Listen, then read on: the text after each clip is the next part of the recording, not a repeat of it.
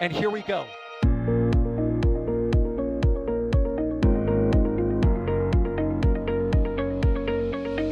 have liftoff. Propulsion continues to be normal. RCPA chamber pressure looks good. Following up.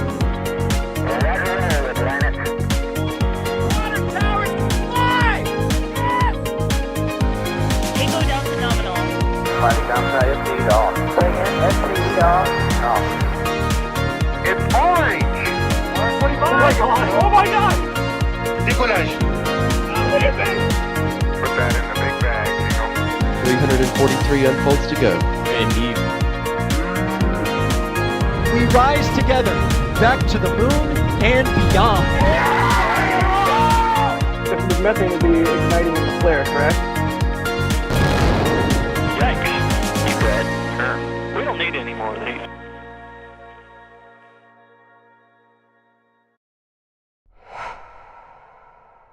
It seems Starbase never sleeps, and since we are covering it, it seems like NSF also never sleeps.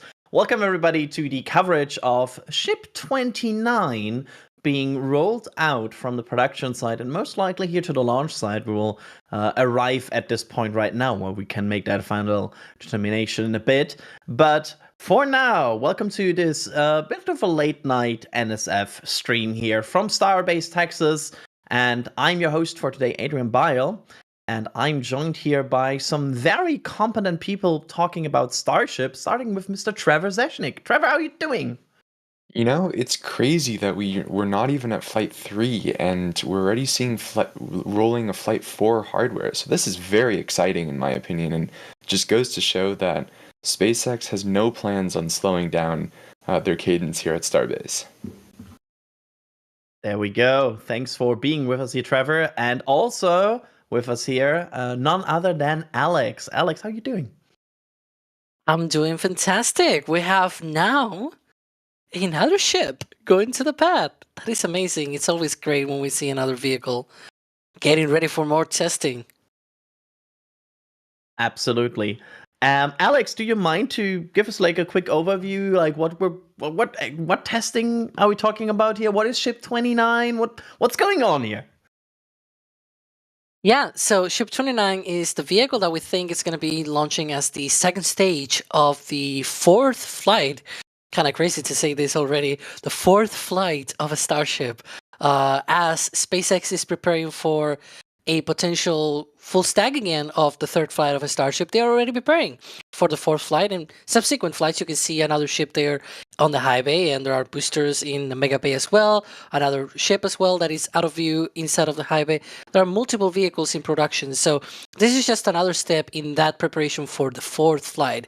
Kind of crazy, but it feels so well to say that we are already seeing them preparing and doing this testing. And this testing, we think it is going to be an engine test campaign.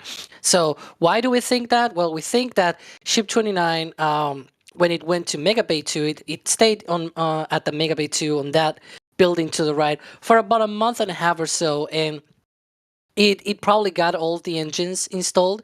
It was sitting on the sort of work stand, as I call it. Some call it the engine installation stand, but they do all their work, so I just call it a general work stand. But it's primarily an engine stand that they have there to be able to install the engines much better than otherwise. And so that's mostly what we think has happened. And so now that it has its shiny new engines, it should go to the pad to get those tested. And so hopefully we'll see it. We'll see if it has engines once it passes our highway cameras. Highway cameras, excuse me. And so we'll see when they do that testing.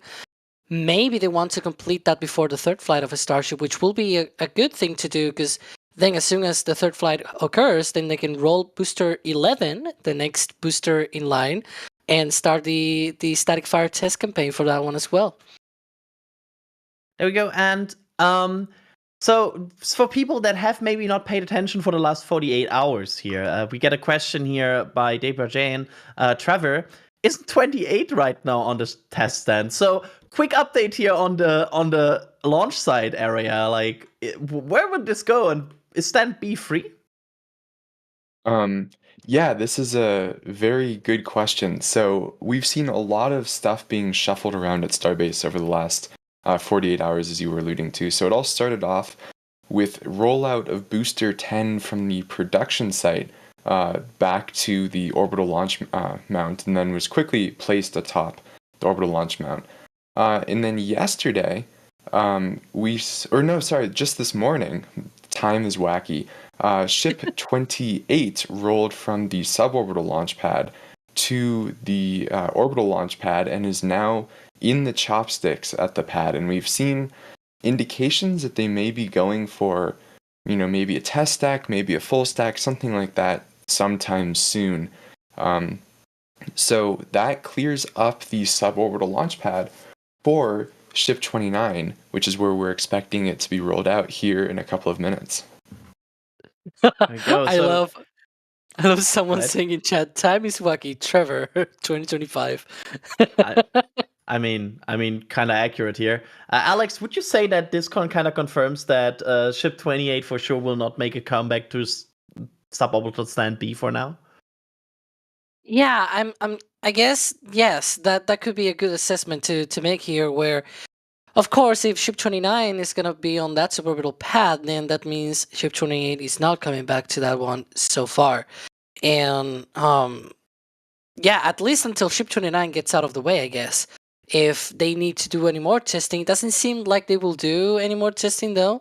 I'm guessing that if they were to do any more testing on Ship 28, they will have done it, and instead they haven't. So because they had the chance of doing that when it was on that pad, and it is not anymore there. So it's probably a good thinking. Yeah. And I want to quickly point out for people who are maybe not always Ooh, look watching at us, of course, we are answering your questions tonight. So make sure to tag at NASASpaceflight in chat. But we'll put all of these questions into a handy tool we have here, and we will make sure to answer as many questions as we can. Burnt Banana, you're asking, and we'll throw this to you, Trevor. Do you think this relatively quick start to S29's test campaign is due to the fact that the suborbital site will be demolished soon, or is this unrelated and they just got ready for IFT4? Yeah, I don't think it has anything to do with that yet. Right, SpaceX does not have any other location to static fire these vehicles. All of the work that's being done at Massey's for what we suspect is a place to test fire ships there is not complete, and SpaceX would have to go under some lengthy environmental reviews to be able to fire vehicles down at Massey's. So they definitely need to keep the suborbital launch site available for as long as possible. And we may see them, as we've started seeing them, getting rid of one pad, which is where we suspect the next orbital launch site will go. But this rapid testing of 29, I think we can pretty confidently say is just purely SpaceX sees a gap in the schedule of when they'll be able to start working on the IFT4 campaign. So they may as well get ahead on that schedule while they wait for approval and final fixes on the IFT3 stack. There we go. So using time while they have it. So why not? And I think, Alex, we have seen similar behavior before IFT3, right? With before IFT2 with IFT3 vehicles, right? Yeah, in fact, this was a long time ago, but for Ship 25, they rolled it out. I'm guessing they had the intention of static firing Ship 25. They rolled it out as they were still testing Ship 24 and Booster 7 on the orbital launch mount. They were still sort of in that period of time where they hadn't even performed a wet dress rehearsal, but they went out there, Ship 25 had its engines, and they seemingly never tested it for a while. We had actually I lied there. They actually had so I'm remembering it right now. They actually had the wet dress rehearsal, I think, while Ship 25 was out there. So they had Ship 25 out there. They didn't do any noticeable testing at all. They brought it out to Massey's. They did a lot of cryogenic testing out there as well at Massey's, and then it came back to the launch site to perform its proper engine test campaign. I'm thinking that they probably thought, you know what, we'll test Ship 25 once we actually have a clear view of what we're gonna do with the future flights. So at one point, I think they had like the option of just skipping Ship 25, but I'm guessing that since the first flight didn't it didn't get to the point of testing the ship, then it probably made sense to just keep Ship 25 around, and that's what they did. Now for this flight, obviously, it is true that they probably want to test future flights as soon as possible to be able to take advantage of the suborbital pad, but also at the same time, as Trevor said, Masses is surely going to take some time, and the second pad is also going to take some time as well, because the suborbital pad will be converted into the second launch tower, as we have seen in the last few weeks, documentation talking about that. But that'll also take some time to be able to make. So, yeah. And it's worth noting that this is not something that's exclusive to the teams down at Starbase, right? We saw just this morning, Crew 8 slipped from what was supposed to be launching tonight to launching this weekend. And immediately when SpaceX knew about that, they moved a Starlink launch forward a bit to today. So then they were able to launch that Starlink mission and not violate the 24-hour rule that NASA has before any crewed mission. There we go. Yeah, it's kind of impressive how SpaceX, they are the only rocket company in the world right now that has to manage such a cadence. Sorry. So it's kind of impressive how they it's a thing we can only observe with them, because other rocket companies are not at that cadence yet, so we don't have to observe them switching to launches on the same weekend around. That's certainly something that only SpaceX can provide us for us right now. Alex, has a second OLM been constructed yet? Talking about the second launch site here, do we have spotted anything about a second OLM? Well, we know that at least at Cape Canaveral they were building the OLM for 39A. They were building that at Hangar M not at Kennedy, but at Cape Canaveral Space Force Station. Obviously, if you've seen any pictures out there, those are leaked pictures, because it's inside of a Space Force base, and you know what happens if you do unauthorized pictures inside of a Space Force base. And so yeah, we really haven't seen any progress on that, or even heard anything from officials at SpaceX. I don't even know if that's gonna be the OLM that they're gonna use for this second launch pad at Starbase. It may be a new one that we just haven't seen where it's being built or anything. Heck, with that Star Factory going on there, and unless they open a lot of the doors, they could be building it inside, and we wouldn't know unless we see some kind of suspiciously looking hardware going into that building. So yeah, we really don't know. That's the short answer. The long answer is what I just said before. So I'm always glad when new people arrive and ask questions because they are not yet informed about this. Because Kevin Michael Reed here is asking, when Ship 26 launch? And I want to quickly address this because you're probably new to this channel, Kevin.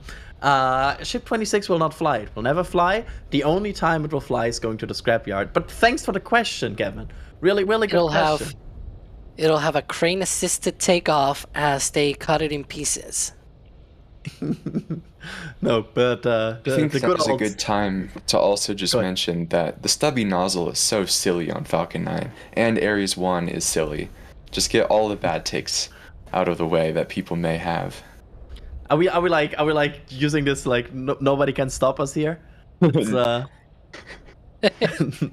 Max is also not here, so he cannot be yelling at us about stubby nozzle.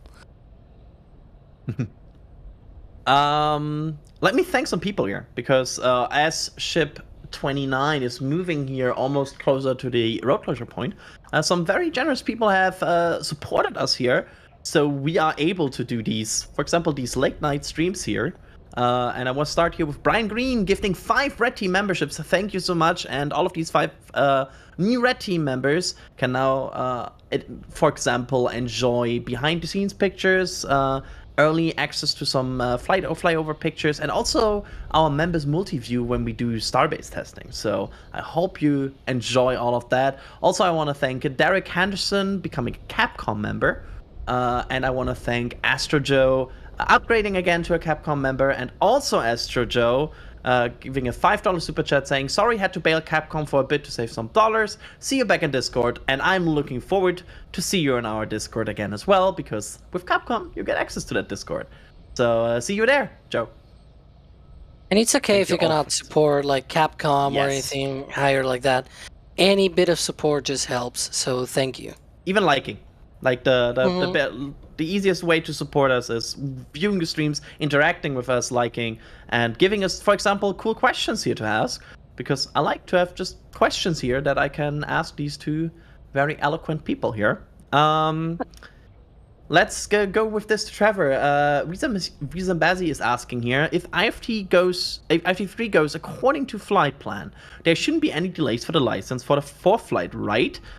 Seems like they might be preparing for a monthly cadence. Trevor, what do you think about this?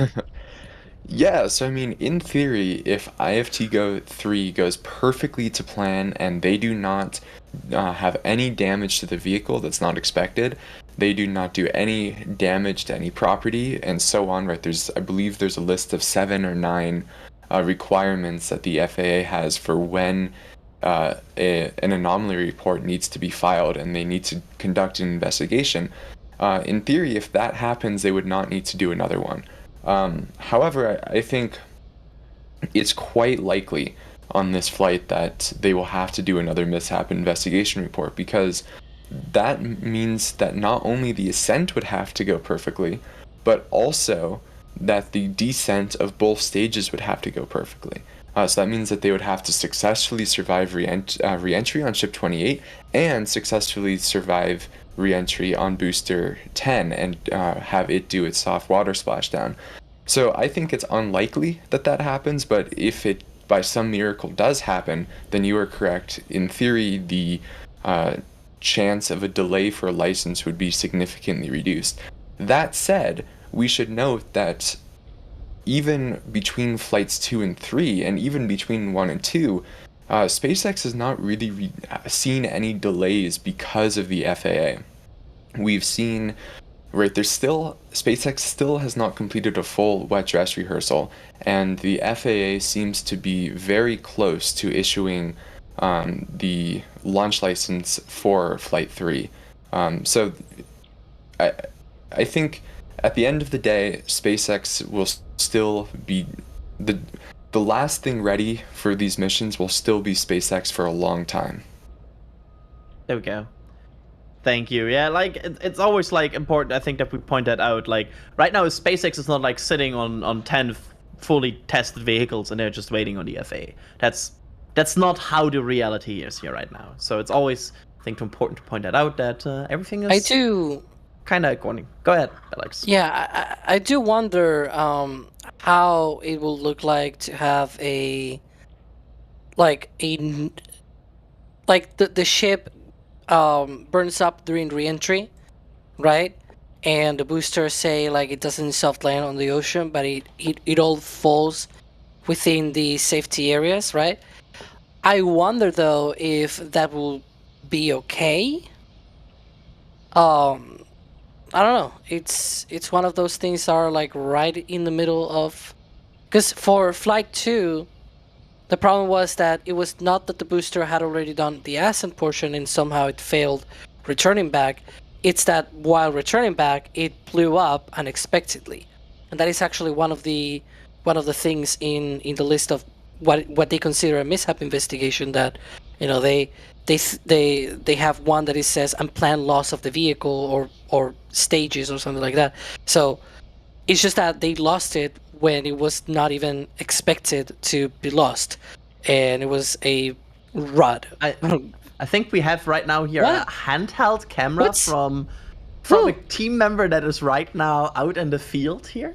I think that's what there we go. Hello. I wonder who that is. Yeah, we'll chat can guess who right now maybe is in that field. No, it's I can tell you it's Daz and Andrew there right now for us. that are getting a prime view here.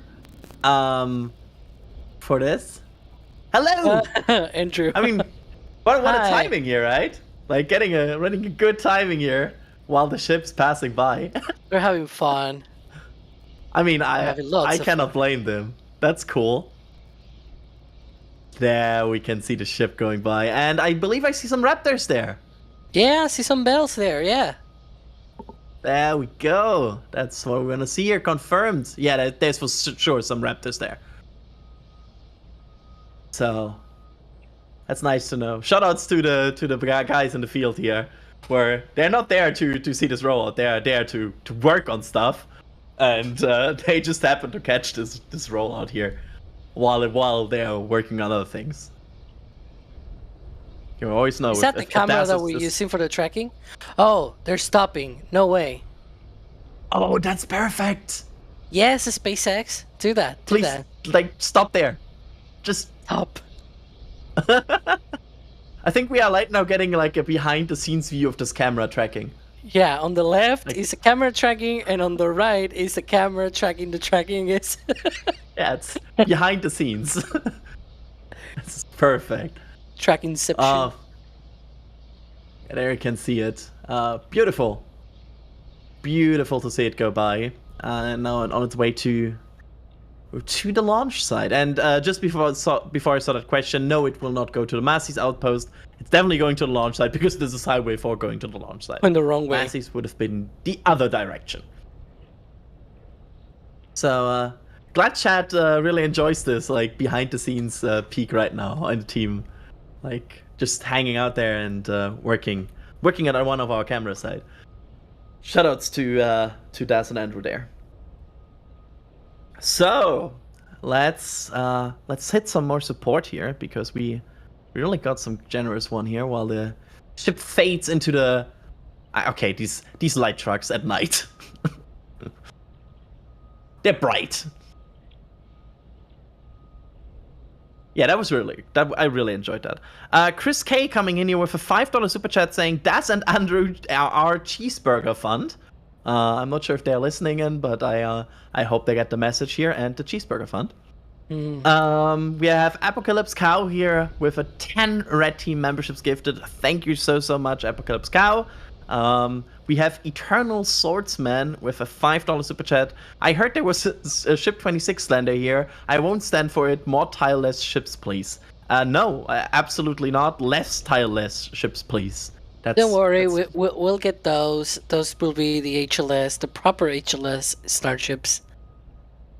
Yep, we kind of only want we want tile-less ships, absolutely, but they should go to the moon. And now Ship 26 is not the first HLS prototype. Mm-hmm. It's before some people are saying that right now. I think I just gave Kevin a horrible new idea how he can justify Ship 26. Wonderful. Brian Green here with a $10 tip using tips.nasaspaceflight.com. Caffeine fund for late night going in the tip jar. Much love and thanks for all of NSF and a great community of chatters. Absolutely. I really enjoy from time to time hanging out in SPL. It's for example, it's a really great place to chat about Starship. And also Gary Swift here with 5 Red Team memberships gifted, and John Dopker also with 5 Red Team memberships gifted. Everybody make sure to thank these people that gifted your team memberships. Okay, let's get some more questions here in.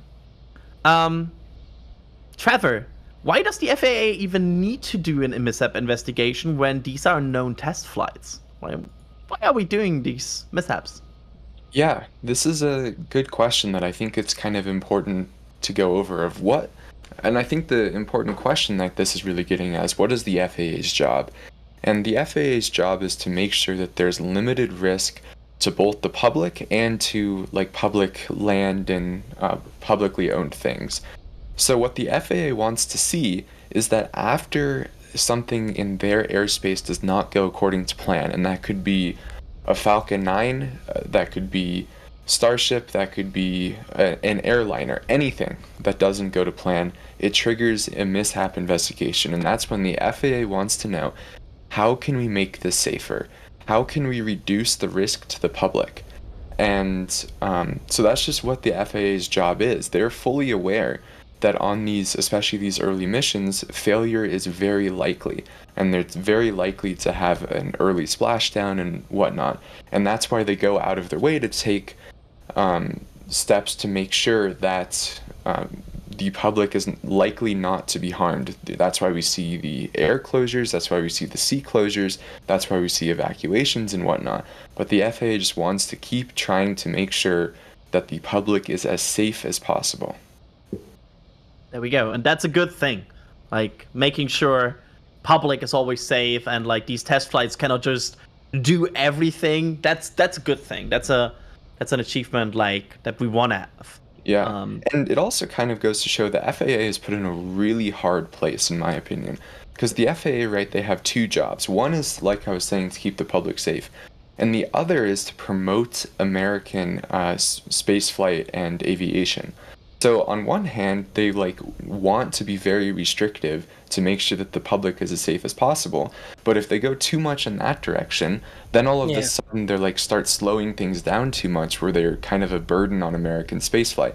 So they have a very difficult job of finding the right balance of safety and making sure that we're not just launching, you know, homemade missiles from people's backyards that could injure the public.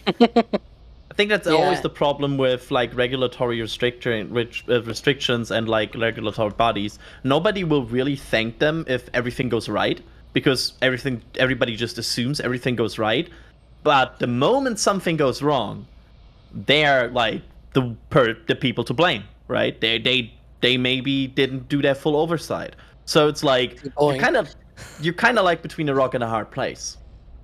Yeah, and the other thing as well is that, you know, it's very common, I guess, to feel like, oh my gosh, this is so tiring because why are they doing this? But then you got to think about, you know, all of this is coded into law, right?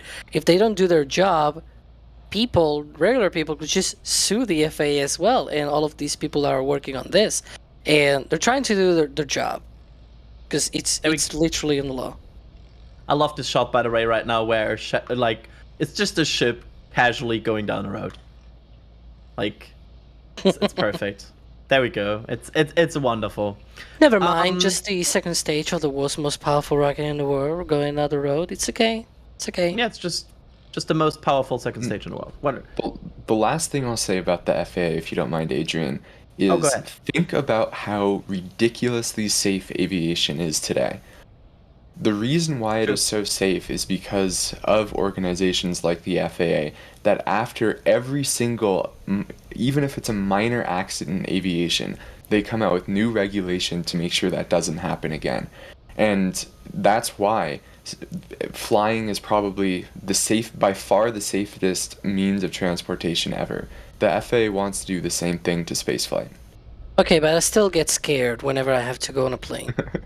Absolutely, yeah. Like, I honestly, I got less scared than I thought. And when I thought I would be more scared about planes, but it was fine. It wouldn't be my favorite thing in the world.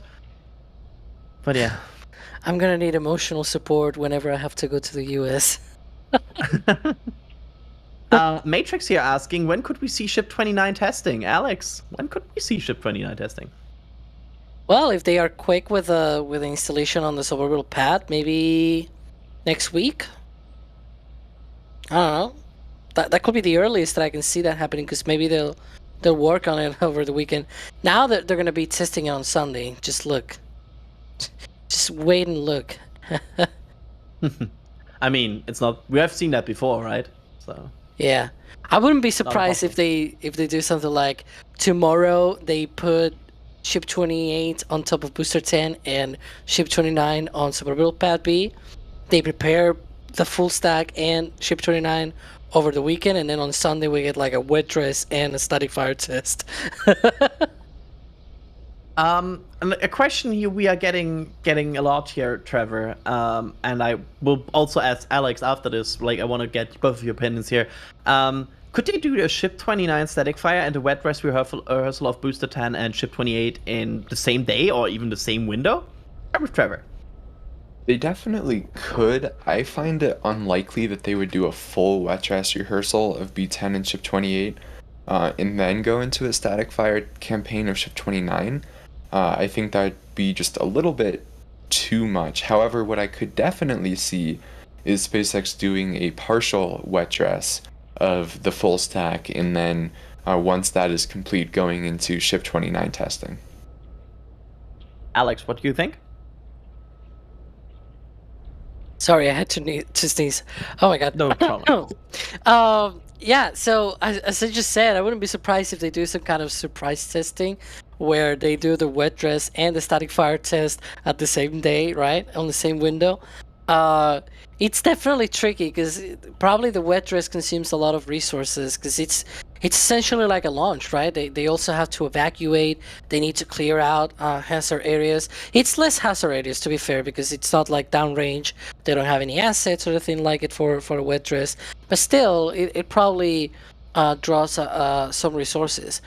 But if I don't know, if they finish testing early in the window, they may have enough time. Like you could imagine them maybe finishing a wet dress, like starting maybe towards 8:30, 9 a.m. in the morning, right? And then finishing by 1 or 2 p.m. and still having up until 8 p.m. to be able to do Ship 29 testing. Like I could envision that as being a possibility. Do I think it'll happen? No, but do I think SpaceX could go ahead and be like as crazy as to do that?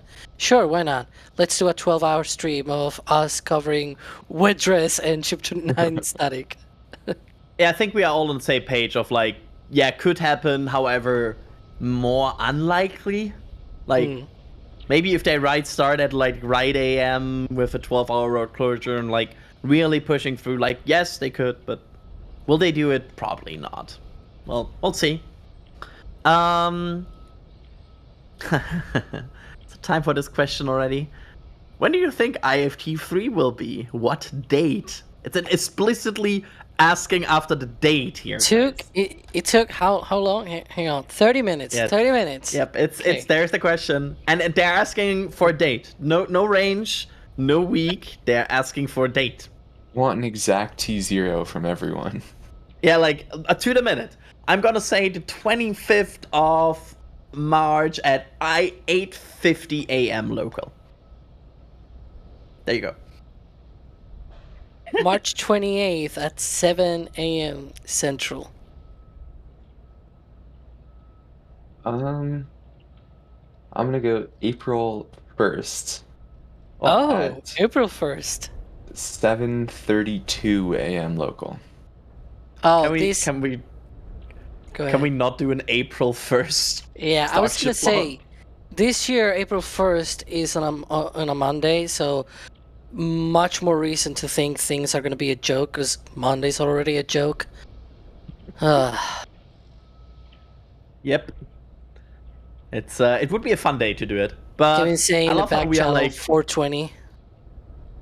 If it slips to 420, then something has gone like at least non-optimal, I would say. Like, I think there's a very good chance it launches in the next 3 to 4 weeks.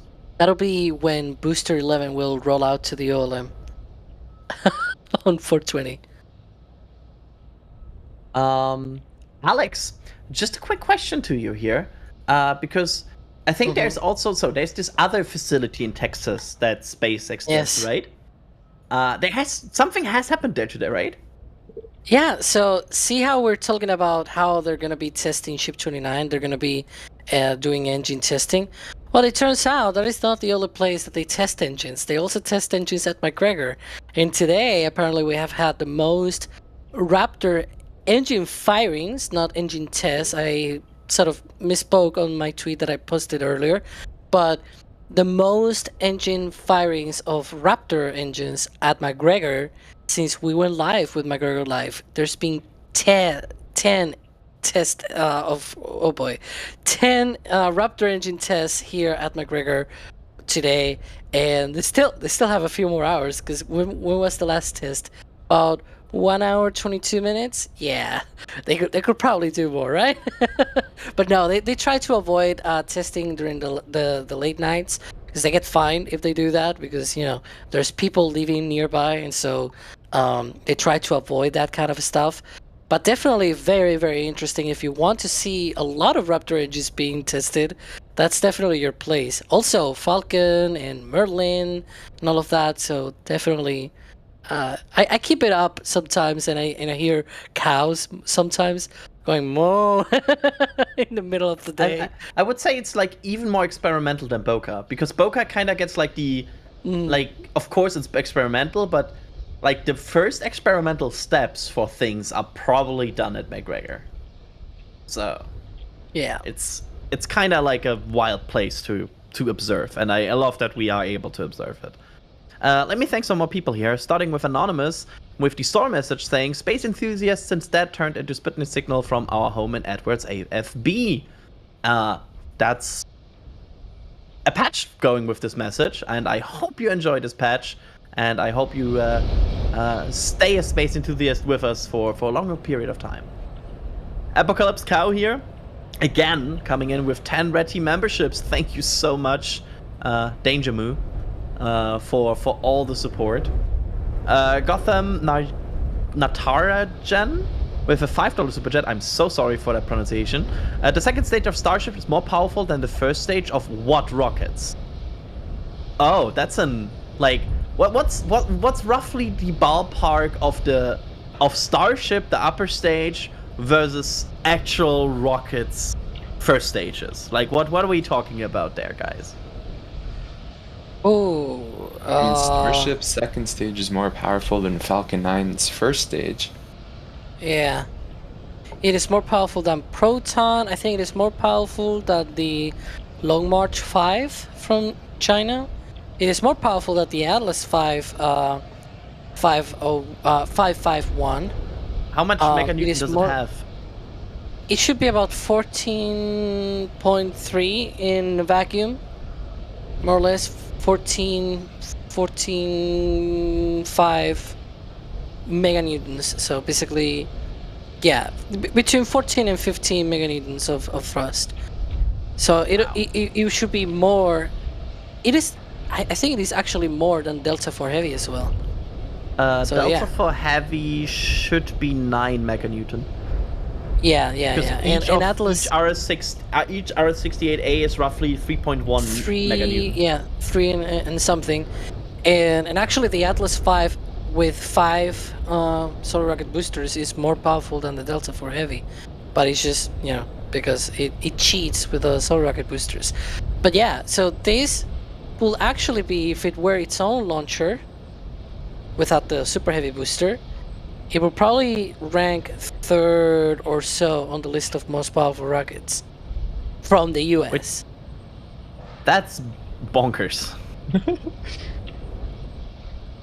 Yeah, the scale of this vehicle is, I've never been down to Boca, and I don't think I have a proper appreciation of how big it is. But it's just crazy that just the booster of this vehicle is as tall as Falcon 9 is, and substantially wider. So this vehicle is just insane. Yep, it's I was once in Boca so far, and the size of this vehicle is it's completely mind-blowing. I mean, we are talking about something that is basically with no precedent. Yeah, speaking of the size of vehicles, earlier DOS retweeted someone who made a comparison between New Glenn on its pad and Starship on its pad. And I also always forget how enormous of a vehicle New Glenn is. Yep. It's up to 8 meter in diameter, right? And it's like 98 meters tall. Like, did you see that? What? Patrick is toying with a fancy. Oh no, he's doing cube zooms. Oh no, he's doing cube zooms. He always said he will do this in a late night stream at one point. But here we are with cube zooms. Oh boy. I see several. I see another oh no in the back channel here. We are. Oh god. We went to 80s transitions. Yeah. We are basically just 5 minutes away from getting like the good old Star Wars transitions with like the closing in window thing. It's the best. But thank you for that, Patrick. But yeah, it's like New Glenn, Starship, Falcon Heavy. These are like it's honestly crazy how big these rockets are. SLS. I mean, New Glenn right now will be the third biggest rocket that ever was present at the Cape, after Saturn V and SLS. I know that because I today read a script that said that. So, let's talk about some Artemis here while ship 9 arrives at the launch site. Trevor, is it possible, if a Starship delays more, or like if Starship has troubles, that we see a delay to Artemis 3 due to Starship? I think Artemis 3 is going to have no problems being delayed without Starship. There seems to be a lot of items that we're not really sure how close to ready they're going to be. One of those is HLS from SpaceX, then SLS seems like it'll probably be ready in time, but then the astronaut suits are going to be another big item that we need to pay attention to. So it's definitely possible, but it's hard to say, right? SpaceX the other day, or NASA the other day announced that SpaceX has completed quite a few objectives behind the scenes. 30. 30 objectives. I also And wrote one of a script those- about that. One of those was testing the docking port that Starship will use to connect to Orion. So even though not too much work has been done at Boca that we've been able to see, it seems like a lot of work is being done outside of Boca, which is promising for SpaceX being ready to support Artemis 3 whenever SLS, Orion, and the spacesuits are ready to support. Yep, absolutely. I feel like right now it feels like we have these 3 long pole items with HLS, with the Axiom suits, and with Orion. Like that's like these kind of are like crystallizing out as like one of these 3 will probably be the critical path item, and I think it could be like I wouldn't be able to tell you which of these 3 it will be. Like it could be either. It could be multiple. We don't know. So yeah, the good news is it seems to be not SLS. Like, I feel like we are all at least decently confident that SLS will not be the long pole item. For the first time there's ever, still- we can't blame SLS. There's still a lot of other things going on as well for the landing. The EVA suits also need to be ready, so we'll see. Yep. There we go, by the way. Slowly ship 29 here, passing at basically getting ready to turn into the suborbital launch site. We can still say suborbital launch site or suborbital test site because it is still that. Actually, a good question here, Alex. Do you think this will be the last vehicle that will be tested here? Like tested as on the suborbital stand before this will be converted? Well, time will tell, but it could be one of the last ones. I wouldn't be able to say. Ship 2030. Oh my god, you can notice it's late. Ship 30 doesn't have any engines installed yet, and it hasn't gone to any of the work stands at the Mega Bay 2. So it probably will take some time to get it done. There's a good chance that this is indeed the last one to arrive here. Yeah. There we go. So This is an Ship interesting 29. question that I want to ask because I'm thinking now about it. From Thomas Hayden, from our team member Thomas Hayden, is there any other second stage which uses the exact same engine as the first stage? Not a vacuum version like Falcon 9, but exactly the same. For example, the Raptor sea level here. there's technically one that I'm thinking about. Oh, go ahead. I think GSLV Mark II uses a single VCAS engine on the. It's technically the third stage if you count it like the Soviets, but basically they use that engine on the side boosters of that. It's a weird rocket because it has a first stage that is a solid and it has liquid boosters. I don't know why, but then the upper stage does have the same engine. It has a single engine, but it's like vacuum optimized, I guess. It's vacuum optimized in the sense that it has an extended nozzle, but it's essentially the same. I don't know. Yeah. It's... I can think of several other rockets that use a first stage engine as a second stage engine. Like, that happens from time to time. But I cannot think about, like, other examples of, like, a first stage engine just being, like, without modification, just used on the second stage. You could give the really boring and intentionally missing the point of the question answer of kind of any sustainer stage.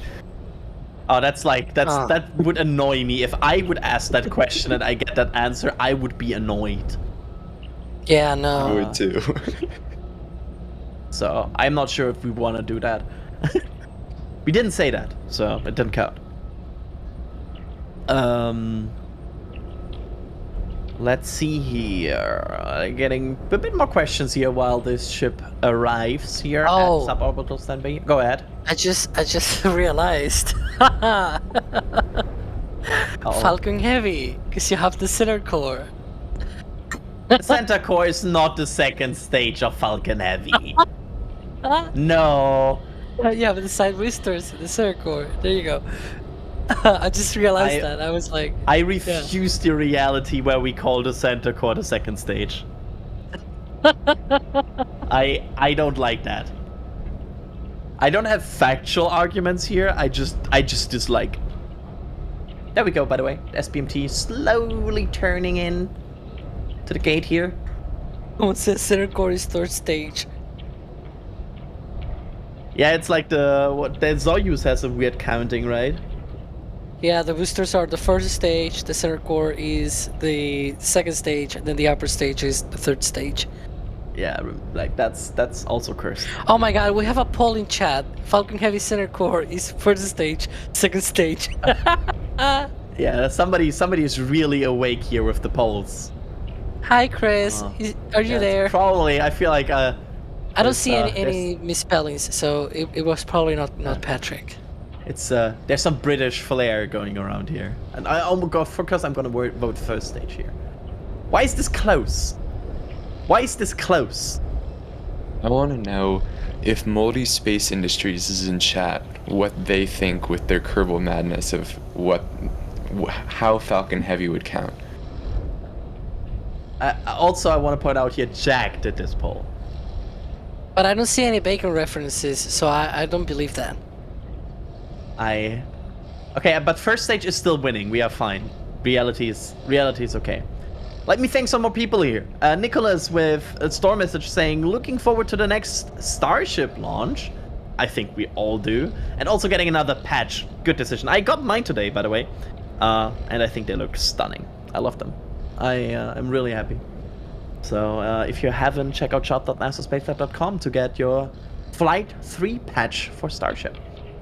Oh my gosh, Moldy's response. Falcon Heavy center core is still first stage, otherwise you'd have to count the satellite as a kick stage. And now we have a bacon poll. Yeah, it's bacon or bacon. Chad, can you get the bacons completely centered? That's your challenge here. Oh my god. Chad, achieve 50-50 here. It's still 50-50. Oh! Did it end? Brian Green here with a $5 super chat saying, what would happen to Ship 26 if it went to orbit and came back to Earth? Really curious. So, if it went to orbit and then came back to Earth, it had no heat shield and would burn up. Which, honestly, pretty good outcome for Ship 26. And now Crispy has made a poll. Yeah, that's crispy because it's horse. Yeah, and he joined the back channel with saying, I'm the pole master. So, Chad, try to balance the both horse answers here and try to get both horse to 50-50. That's my challenge here. 54-46. Brian Green, when we will see 6 vacuum engines on the Starship?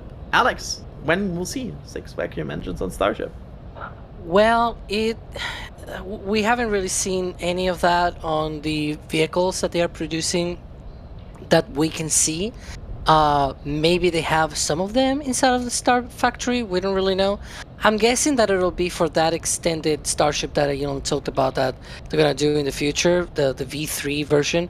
He seemed to imply that V2 is not extended, that it is actually like doing other stuff, that they are making robustness upgrades and reducing weight here and there. He didn't fully explain, but he did explain that V3 will be an extended Starship, so it'll be stretched, it'll be taller, and therefore I'm guessing that is the one that is going to carry the extra vacuum engines, because you need more thrust when you carry more propellant. Also, we know that the current poll in chat was made by Patrick, since it only has 2 of the 3 theirs. Yeah, there. Gary Swift here coming in with a $10 super chat saying not only is Starship big, but it will be mass produced at scale. That's true. That's the goal here. It's the biggest rocket ever, and they want to produce this basically as fast as no rocket ever has. So kind of crazy ambitions here. Refeed with 2 times gifting a rap team membership. Thank you so much. And then there is Grassvent coming in with a $2 super chat saying at Adrian. Hello, Grassvent. It's good to see you. Slowly And turning also into concrete vent. Yeah, it's I'm glad you're kinda getting like hidden by concrete now. Thanks for all the support, everybody. We now have to ship.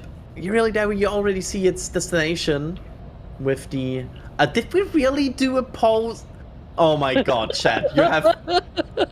I love how you are on the back channel. Like, I'm trying to keep this on rails, and I'm thinking, No, this poll is now not getting going on personal. rails. This is going on Yeah, SPMTs, so and this they are is broken. so there is only one correct answer here, and that's football. I want to go on record with this. I mean, I'm stunned here. I'm flabbergasted that this poll exists, and I see actually chat is doing the right thing here. So thanks everybody. Chris B has some good reactions. That's Kevin. That's Kevin. Look at that. New poll in chat. I feel like this is also poll manipulation, because he included like 2 normal ships and 1 like weird ship, and now the normal votes will divide between 28 and 29, while 26 will get like, this is poll manipulation.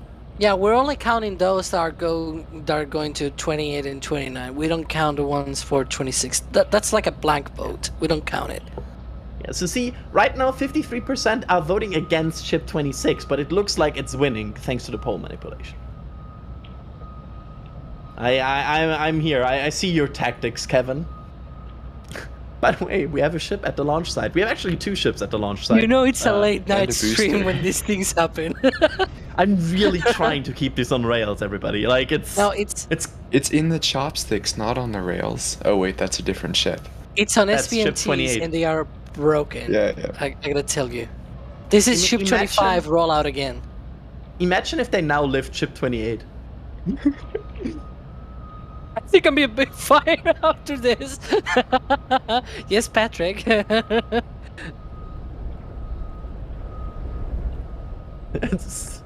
It's no. So we have 3 people right now here that can basically create polls, and like it's a wild ride. I think I need in the host panel here, like in a tool, I need like overviews of every poll we are doing at this point. It's wild. It's wild. Did the SPMT just stop where it should stop, or did it just stop early? I think that's the position, right? That's where we saw ship 28 being located when it was sort of lifted out of the ship stand and then onto the transport stand. So yeah. I want to correct. There's actually right now 4 people that can do polls, and who are abusing their. Alex, Yeah, what was 'cause the last time that you? The last time that 2 ships were on the launch site at the same time was 25 and 24, right? Hey, you're gonna hate me.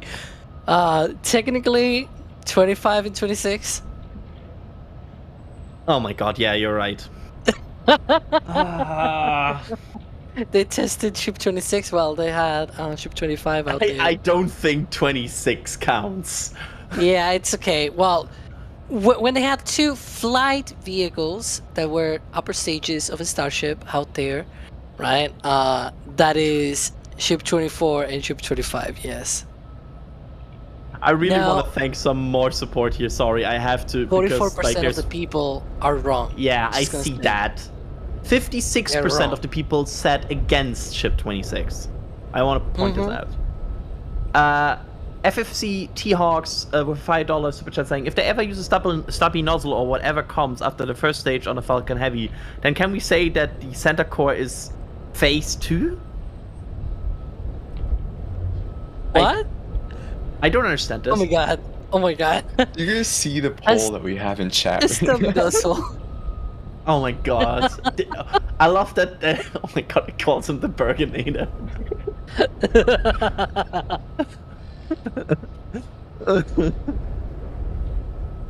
I mean, this is.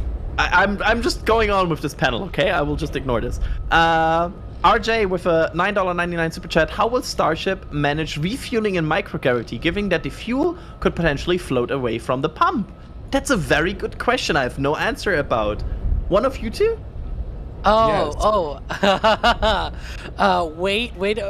Wait some time. Wait some official. Anyways, I'm leaking stuff. Go ahead. Yeah, the key is you make it not an inertial reference frame. So you cause the vehicles to have some acceleration from some gas thrusters or something of the sort to force the propellant into the pump, which then will send it between vehicles. There we go. And maybe some more answers coming in the future, as Alex already hinted.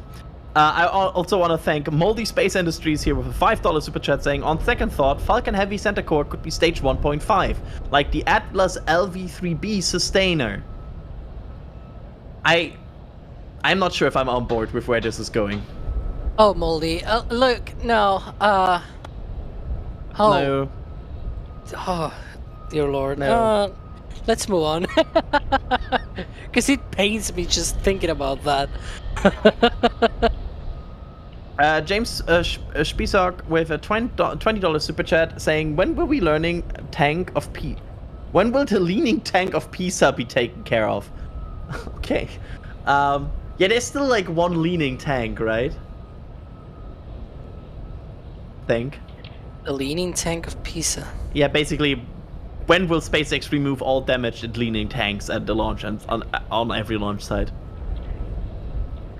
And the answer probably is when they have time. Yeah, whenever they have time and they have the resources to do that, because right now they're still in the process of putting all of the new hot dog tanks. But yeah.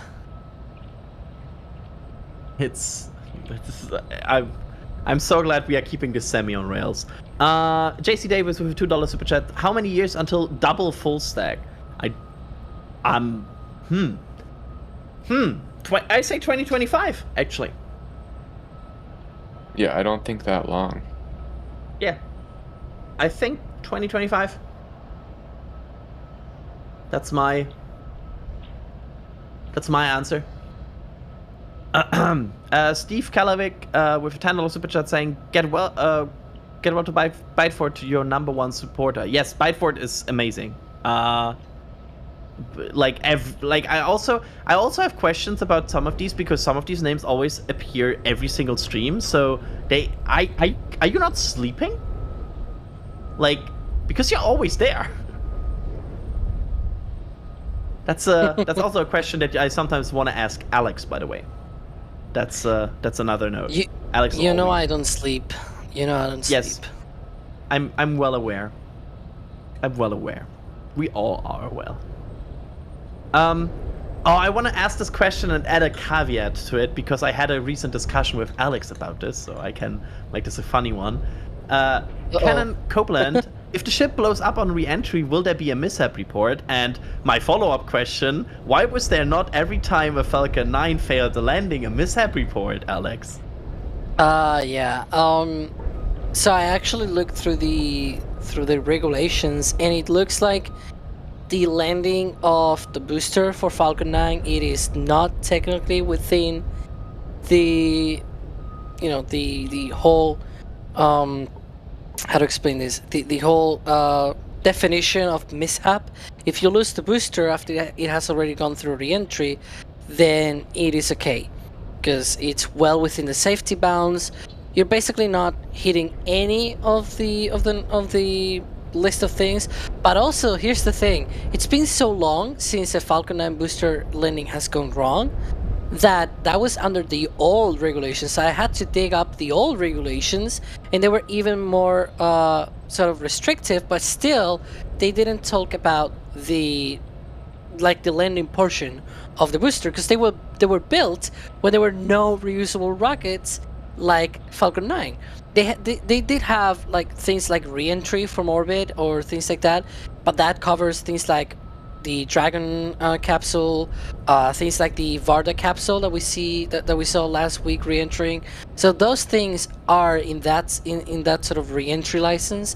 But the Falcon 9 booster, it never goes into orbit, so it technically doesn't count as a re-entry from orbit. It just follows a parabolic trajectory, so it doesn't have that license. And because it doesn't have that license, then it technically doesn't count as a mishap. But in the case of a Starship, that's a good question, because in the case of a Starship, it does say something about re-entering over the Pacific Ocean. Yeah, because it says flights to Gulf of Mexico. I opened the launch license for Starship ahead of this type of question. So it says flights to Gulf of Mexico and Pacific Ocean locations specified in this application. So you could think that if a Starship doesn't reach its landing location at the Pacific Ocean, it fails somewhere in between, then it's like, well, we need a mishap investigation, right? So yeah, that is a really good question. I really don't hope, I hope we don't get to have an answer about that, and that we don't get another mishap investigation, but we'll see. We're now getting meta level pools about what's the next poll. Everyone should vote for poll, because I want to know what a poll about polls is polling. Yeah, it's like where are we going with this?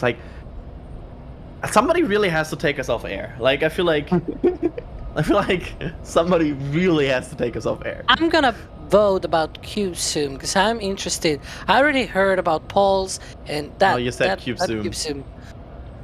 Chris, vote every horse. time we say CubeZoom, Patrick does it or something. But yeah, I have already seen polls about the other stuff, so I want to see about the CubeZoom. I want to see what people think about that. Well, polls is in a very strong majority. Well, technically not a majority, but leading by a lot. Long live Shift 26 here, donating, super chatting with a $5 super chat saying, could Ship 26 be a prototype tanker for a propellant transfer in orbit? Trevor? Could No. it be? Okay. We've seen, it's just a ship without flaps and without heat shield that has then had some weird stringer work done on it. There's no further hardware on it than that would be needed for a tanker, so it's just a vehicle that SpaceX probably wanted to use to have practice building ships. There we go. Gary Swift with another $10 super chat saying, which will be tested first, orbital refueling or tower catch? Alex? Boy, that's an interesting question. Yeah, I saw that and was like, that's a good one. Okay, imagine myself doing a serious pose here, trying to think. I actually don't have the brain right now to think about that. Yeah. At these sleep-deprived times that I am right now, I will say maybe orbital refueling. I also say orbital refueling. Trevor? Yeah, I agree. I mean, orbital refueling is something that, to some extent, right, SpaceX is already working on Flight 3. Very, very different from a full-on transfer between two separate vehicles, but it's something that they're starting to work on, so. If that was methane, shout out to Jack, with a $9.99 super chat saying Ship 26 could do well with a methane leak. I agree. Steve Calloway with $5 super chat saying Byte for my family because with Jack 24 FPS looks great. I don't. No, okay, no. Now we have Trevor here. Trevor, you have like super hard opinions on the 24 FPS discussion, right? Well, Yes. you got the chat already riled up about that. Look at that. Yeah. I don't really like. I ask this question, please, again, when Jack and Trevor are on the same stream. I swear it's the best. That's all I'm gonna say here. Jack will start shouting at me. Yeah, probably. Like you actually will get a full-on fight on air. Matthew with $1.99 super chat here. Will S29 actually will be rolled back before IFT3? I think that's our expectation, right? Oh my god. Oh my god. That poll. It seriously ended with 69% for funny. That could not be better if we tried. Fate loves irony. You shout, Jack. You shout. I heard you today multiple times.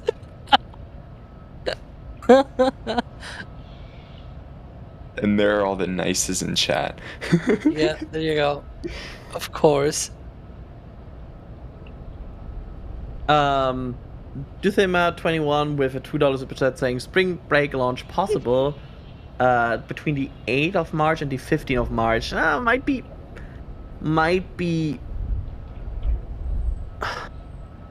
Might be close.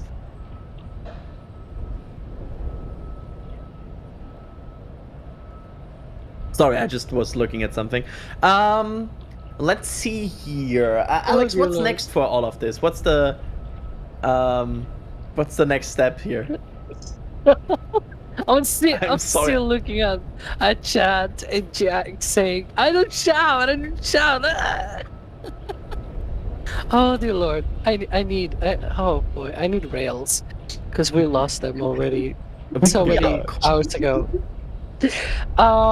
Yeah, so the next things that we should see here is obviously Ship 29 will have to be unhooked from the pressure lines, the press plate needs to be removed and everything. Basically, it needs to be prepared to be able to be lifted on suborbital pad B.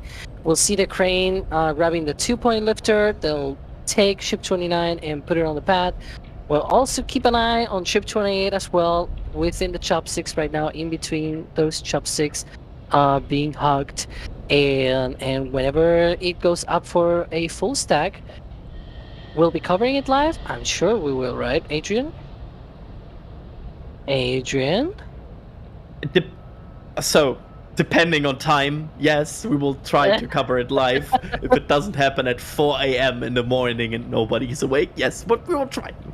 Okay. There we go. Even NSF people Also, need that sleep. light. SpaceX really It cannot feels you move like directly targeted at the exactly. camera.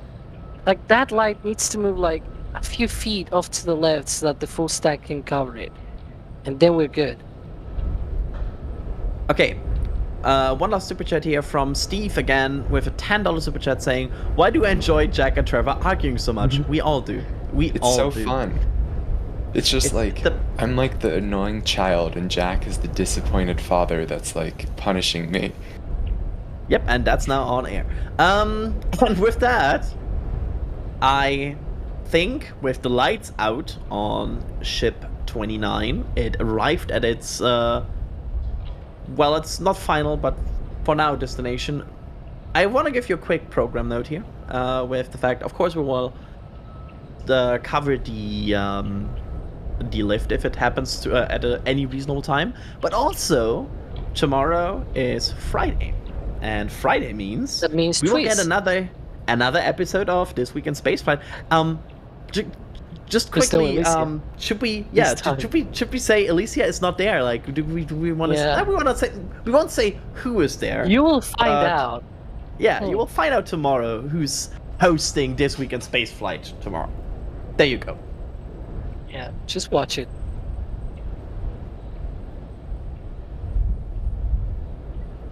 So, thank you all for that. And with that, I Also, wanna yeah, the thank- longest quiz ever, someone says in chat. It is true, I tweeted that. It is the longest probably that I've written so far. Of course, I'm not even surprised, and I like it happens. Someone says, is it crispy? Then it will be this horse in spaceflight. It would just repurpose everything. I want to thank Trevor. Trevor, thanks for being with us here today and totally keep helping to keep this on rails. Oh yeah, the rails were rails were right by Booster 7, so it's been my pleasure to be on with you guys. Thanks for being with us, and also thanks for being with us, Alex. I most definitely enjoyed to be here for this little hour here looking at Ship 29 rollout and all of the fancy transitions that Patrick does and all of the little jokes and polls that we had today. Definitely fun, because I also was today on the Starlink launch. It was with you, Trevor, right? I think it was. Oh, It was look you, at me, that! and Max. All of the. Yep. Somebody really Us needs to take two and away the Max. transition button from Patrick. Like, I'm serious. Cube, the Um, fade. Speaking of Patrick was the operator. of Oh, today's and the stream. stinger. There you go. And was there for us all stream to making sure we get the best views and the worst transitions. So thanks for that, Patrick, and thanks for being with us. And I am Adrian Bayo. I was your host for today's stream, for today's Ship 29 rollout. And it was a good late night one. And thanks everybody for showing up and giving us some good questions and having a good time with us here. And I wish you all a good night at this point. And we will see you tomorrow with something more that's happening in spaceflight. So see you there. And here we go.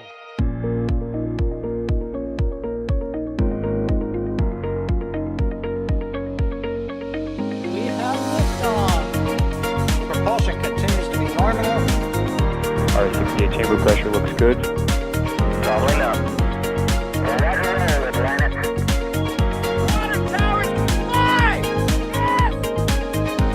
Tango down to nominal. Flight comes IFD off. Bring in SPD off. Off. It's orange! Orange 45! Oh my god! Oh my god! Décollage! Put that in the big bag, Eagle. 343 unfolds to go. Indeed. We rise together, back to the moon and beyond. This methane will be igniting in the flare, correct?